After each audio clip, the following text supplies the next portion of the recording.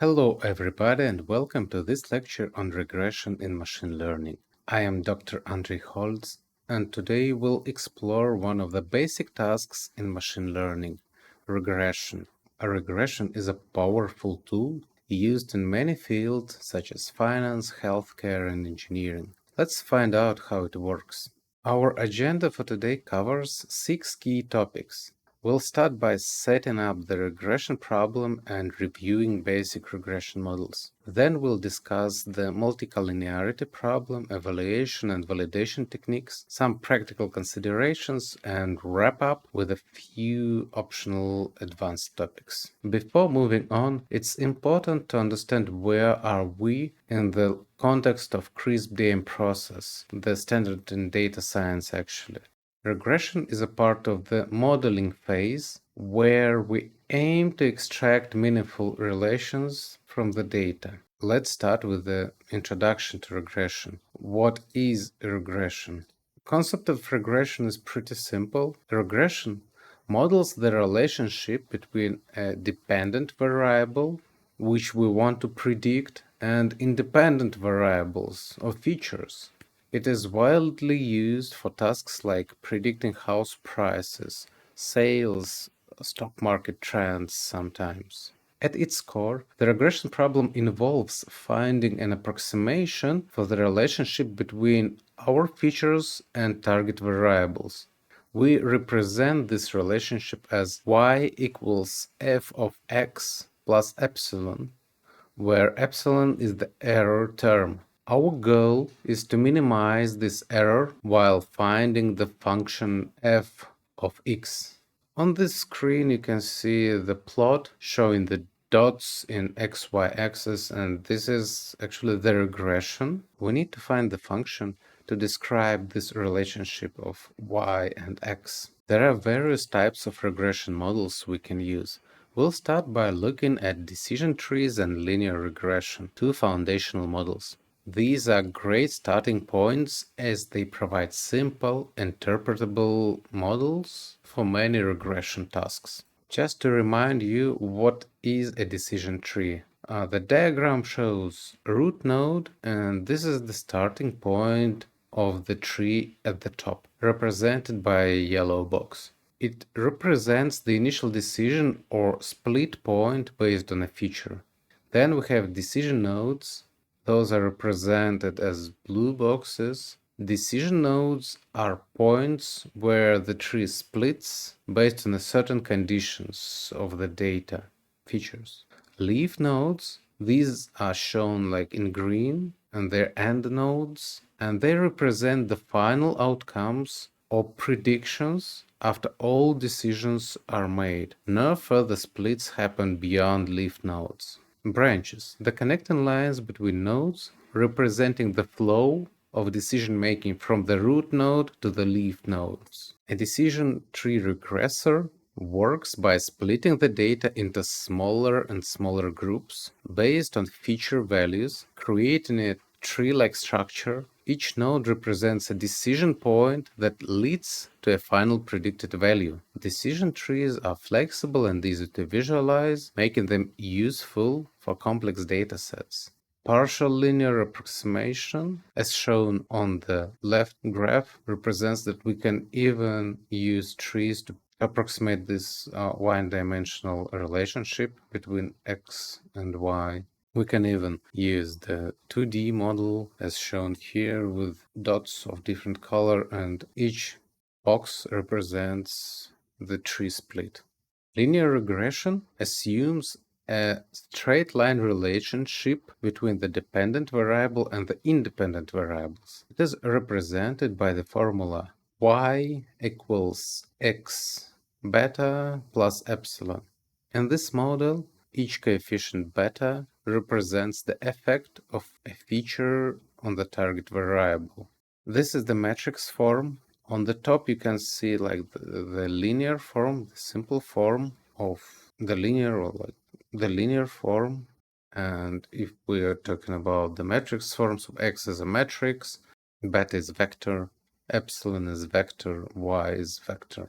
To solve a linear regression model, we estimate the coefficients beta. Let us discuss the methods to do so. Ordinary least squares, or OLS, is one of the oldest and most used methods in regression. It dates back to the early 19th century with mathematicians Adrien-Marie Legendre and Carl Friedrich Gauss, who used it to solve astronomical problems. Today, OLS remains central to regression analysis. Gauss likely used the method of least squares for calculating the orbit of Ceres to minimize the impact of measurement error. The method was published first by Adrien-Marie Legendre in 1805, but Gauss claimed in Theoria Modus in 1809 that he had been using it since 1794 or 1795. So we do not have the final proof, but Gauss made a lot of in math, so it's highly likely that that was him. First definition of the method OLS by Adrien-Marie Legendre in his book in the appendix called On the Method of Least Quarters. Actually, it looks pretty similar to the current version of OLS, and it didn't change much for like 200 years. Let us see how it works. OLS, or ordinary least squares, works by estimating the coefficients beta that minimize the residual sum of squares, RSS or SSR, which is the sum of square differences between the observed and predicted values. It's a method that ensures the best fit for the data under the assumption of linearity. Basically, what we have here, so a model that we have a linear dependence, we have estimation like with the same approach. Our goal is to estimate the function. Here is the exact solution of the OLS. The estimated coefficients beta hat are calculated using the formula beta hat equals inverse of x transpose x times x transpose times y, or xtx inversed xty. This method works well when all the Gauss-Markov assumptions are satisfied, ensuring that OLS provides the best linear unbiased estimator. And it is I do not provide the calculations for unbiased estimation of sigma. You can do it on your own. Keep this in mind, this is important. For this method to work properly, the Gauss-Markov assumptions must be met. These include linearity, independence of errors, homoscedasticity or constant variance of errors, nor perfect multicollinearity and normality of errors. When, though all these are true, OLS delivers reliable unbiased estimates or best linear unbiased estimates. So, maximum likelihood estimation is another approach to estimating the parameters of regression models. This is also called the MLE. MLE finds the parameters that maximize the likelihood of observing the given data. While OLS minimizes the error, MLE maximizes the probability of the observed data under the assumption that we have a kind of model. The log likelihood function is an essential part of MLE. For linear regression with normally distributed errors, the log likelihood function simplifies to a form that can be maximized to find the best parameter estimates. This method can be applied beyond linear models, making it universal. As you can see here, beta hat or estimations of beta are the same as in the OLS method, so it's xtx inversed xty. However, the estimation of sigma squared is different, and it is actually biased estimation of sigma, so the unbiased estimation is by OLS. What are the MLE assumptions? They differ from the assumptions of the OLS in some kind. So here will assume that the model is correctly specified, the parameters are identifiable from the distribution, the independence remains as in the Gauss-Markov. We also have like distributional assumptions, full rank is the same as in Gauss-Markov, and continuity and differentiability, the likelihood function is sufficiently smooth for differentiation.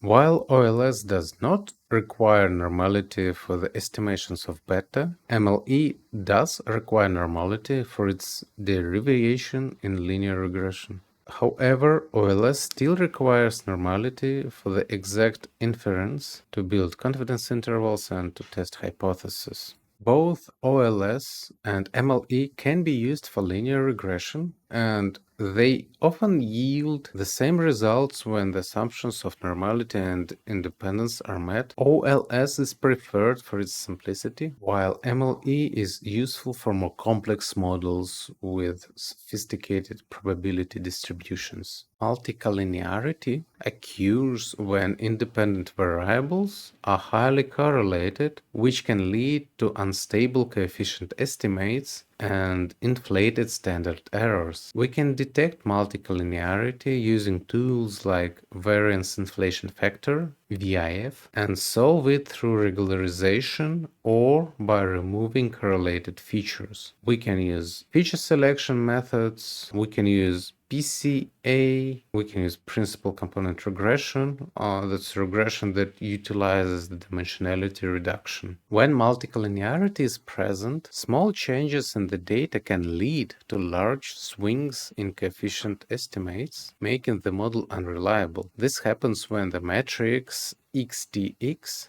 becomes nearly singular, causing instability in estimated coefficients, since if it is singular, the inverse matrix will be unstable. The variance inflation factor, or VIF, is a common method for detecting multicollinearity. It measures how much the variance of a coefficient is inflated due to multicollinearity. A VIF value greater than 5 or 10 often signals a multicollinearity problem that needs to be addressed. Talking about regularization techniques for linear regression, we have ridge regression, lasso regression, and ElasticNet. Let's briefly talk about them. We'll start with the ridge regression, and ridge regression addresses multicollinearity by adding an L2 penalty term to the cost function, shrinking the coefficients without making them zero. This reduces the variance of the estimates and prevents overfitting by penalizing large coefficients. On a low level, that's an added term like lambda multiplied by the sum of squared coefficients, and lambda is like the tuning parameter. You can control it. The key application for this tool is many predictors with small to moderate effects, and when multicollinearity is an issue. All features will be present, but their impact will be reduced. The Lasso stands for least absolute shrinkage and selection operator. Lasso regression not only shrinks coefficients, but also performs feature selection by driving some coefficients to zero, and this makes Lasso particularly useful when we want a simpler model that automatically selects the most important features. So if the model has many irrelevant features, we can use this, or if we want to have the automatic feature selection in our pipeline. ElasticNet, it's actually a combination of L1 and L2 regularization, or Lasso and Ridge. It combines the strengths of both, balancing feature selection and coefficient shrinkage. It is especially useful when there is a multicollinearity or when there are many predictors, as it offers flexibility in tuning both L1 and L2 penalties. This is the table of comparison. You can take a look at it and use during the practice to find the best fitting model for your situation. Data preprocessing is critical for good regression models. Missing data should be handled through imputation techniques, and features should be scaled, especially for regularized models. Encoding categorical variables is also important, though one hot encoding can introduce multicollinearity, so be careful. You should always check your variables after the feature generation or feature selection. Keep this in mind. Model performance is measured using metrics like mean squared error, MSE, root mean squared error, R squared, and the analysis of residuals. Those metrics help us assess how well the model fits to the data and how much variance is explained by the model. For instance, the most common used metric is mean squared error. However, root mean squared error is preferable when the interpretability matters. The metric is in the same units as the target variable. Mean absolute error is robust against outliers. There is also a mean absolute percentage error if we want to use percentages instead of the actual values. R squared represents the proportion of variance explained by the model, and adjusted R squared is just R squared adjusted to the number of predictors. If you remember the assumptions of Gauss-Markov, we need to know that residuals are random, since this is required by the assumptions of linear regression. So, some practical considerations here. Always split your data into training and testing sets to evaluate model performance. K-fold cross-validation provides a more robust evaluation by ensuring that each data point gets used in both training and testing. For regression, stratified cross-validation ensures that the target variable's distribution is maintained across folds. Overfitting comes when a model performs well on the training data but poorly on unseen data, and regularization and cross-validation can help prevent this. On the other hand, underfitting occurs when the model is too simple to capture the patterns, which may require adding more features or using more complex models. Linear regression is easily interpretable because its coefficients directly explain how each feature impacts the target. For more complex models like random forest or gradient boostings, we rely on other methods like SHAP or LIME to explain feature importance and contributions. But for linear regression, that's straightforward. It's just a formula and the coefficients. Several Python libraries can be used for regression. The sklearn is the most popular one. It is excellent for traditional models. Statmodels offer more detailed statistical analysis, and for non-linear regression tasks, libraries like TensorFlow and Keras are ideal for building more complex models. However, they can also be used to solve the linear regression. So there are advanced regression models. We won't be covering them during this lecture, but this one is just to keep you informed and for you to keep in mind that there are models beyond the linear regression. We'll be using logistic regression during the classification lectures, and the logistic regression is actually the classification model. Why it is called regression? Well, it's a bit complicated. We'll get to this during the lecture on classification. As for other types of regression, though, there is a quantile regression when you don't want to regress to mean, like in linear regression. Polynomial regression, meaning that it represents not linear but polynomial features. Poisson regression, again, is your regression is of a different distribution, so this one is Poisson distribution. And support vector regression is how you can use the support vector machines to solve regression problems. And there are also like generalized linear models. That's a general way to approach the regression. Each method offers unique advantages depending on the nature of the data and the prediction task at hand. Now, let's move on to some live coding demonstrations where we'll implement and evaluate different regression models. This will give you a hands-on feel for how these techniques work in practice. Welcome to the regression demo. I will show you several steps, typical steps, and then we'll have two bonus topics. So the initialization is pretty simple here. I don't think that we will need this to mount the drive, but let us use it. I will be using AMS housing dataset. So let's get it. The first step, as always, data overview and initial analysis. We won't be stopping here since we covered the data overview and the EDA. We'll do only the necessary things. For example, we need to split the categorical and numerical features.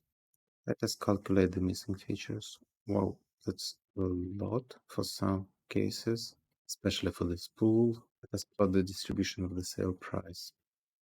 That looks like something like log normal. Let's take a look at the feature correlation. Pretty interesting. There are several features with really high correlation. Let's move on. We have data processing. Since we do have our numerical and categorical, let's use imputers like the mean and most frequent. And we'll also utilize scalar and encoder. Our preprocessor consists of several steps. Take a look here. And again, we need to split the data into train and test. So now we have the pipeline. We can use linear regression, use a pipeline. So the pipeline looks like this. It's linear regression, standard scalar, encoder, imputer. Not a big deal, but still really useful. And we can make predictions. Let us evaluate. So here we have mean squared error, mean absolute error, R squared. Although everything is good on train, especially R squared is super good on train. On testing, that's pretty poor. It's really poor, and the error is higher, so it's a super high values. Let's take a look at the residual analysis. It seems that some data we predict pretty good, but there are outliers, and there are super heavy outliers. And that's the distribution of residuals. It does not look like a random noise, meaning that our model is not good enough. And we need to work on the data preprocessing and analyzing what is going on. Let's try the Q plot. It should tell us how normal the residuals are. Well, it also shows us that, well, it's not really due to this outlier, and call it's not looking good. Let's take a look at the statistics. Statistics also show us that, well, it seems that our model is far from the ideal. Let us check the variance inflation factor. I use variance inflation factor from Statmodels. It is calculating. Here we go. And I already notice here that some features are super high. That could mean those features indicate that there might be multicollinearity, and we need to investigate each feature.